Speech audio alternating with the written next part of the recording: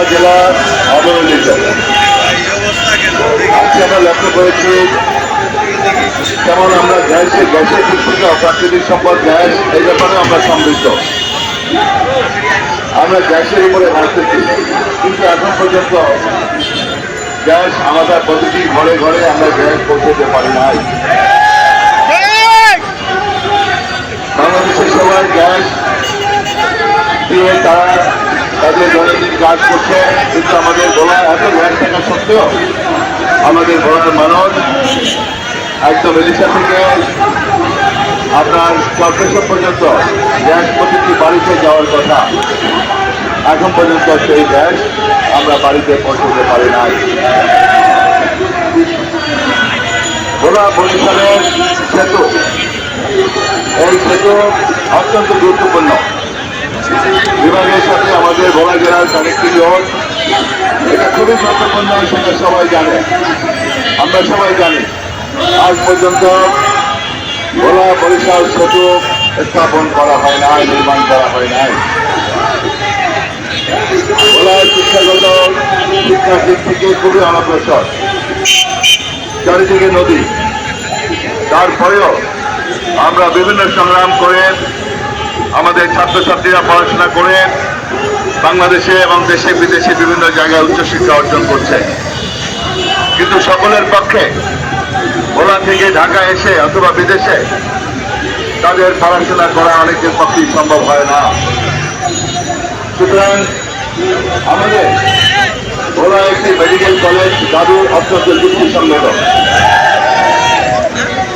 আমাদের উচ্চশিক্ষার জন্য, চিকিৎসা বিজ্ঞানের জন্য আমাদের ভোলা একটি মেডিকেল কলেজ, এই যে দাবি নিয়ে এসছে, এটা অত্যন্ত যুক্তিসঙ্গত। আমি অবশ্যই এই দাবির সাথে একত্রিত ঘোষণা করছি। এখন প্রশ্ন হল, 17টি বছর স্বৈরশাসক ক্ষমতায় ছিল, আমি তো মনে করি বিএনপি যদি 5 বছর থাকতো এই বরিশাল ভোলা সেতু হয়ে যেত। আপনারা জানেন ভোলা সব দিক থেকে আমরা সমৃদ্ধ। আশা করি আগামীতে যদি আমরা ইনশাআল্লাহ জনগণের সরকার প্রতিষ্ঠিত করতে পারি, যে আন্দোলনের মাধ্যমে 5ই আগস্ট, জুলাই আগস্ট বিপ্লবের মধ্য দিয়ে, সংগ্রামের মধ্য দিয়ে, গণঅভ্যুত্থানের মধ্য দিয়ে একটি নির্বাচিত সরকার আদায়ের লক্ষ্যে একটি অন্তর্বর্তীকালীন সরকার আজকে প্রতিষ্ঠা হয়েছে। আমরা অবশ্যই দাবি করব তাদের কাছে যাতে অবিলম্বে কার্যক্রমগুলো শুরু হয়। আর যদি ওরা শুরু করতে না পারেন, আমি আপনাদেরকে আশ্বস্ত করতে পারি আল্লাহ রহমতে আগামী ডিসেম্বরে অথবা ফেব্রুয়ারিতে নির্বাচন অনুষ্ঠিত হবে। সেই নির্বাচনে আমরা ইনশাআল্লাহ যদি সংখ্যাগরিষ্ঠত পাই আপনাদের সহযোগিতা নিয়ে, আমি আমাদের প্রিয় নেতা ভারপ্রাপ্ত চেয়ারম্যান জনাব তারেক রহমানের পক্ষ থেকে আপনাদেরকে আশ্বস্ত করছি, ভোলা বরিশাল সেতু নির্মাণ হবে ইনশাআল্লাহ। ভোলাতে ইনশাআল্লাহ মেডিকেল কলেজ স্থাপন করা হবে ইনশাআল্লাহ। আমি আশ্বস্ত করছি গ্যাস, এই গ্যাস সমৃদ্ধ করার জন্য সেখানে শিল্প বিপ্লবের দরকার, শিল্পায়নের দরকার।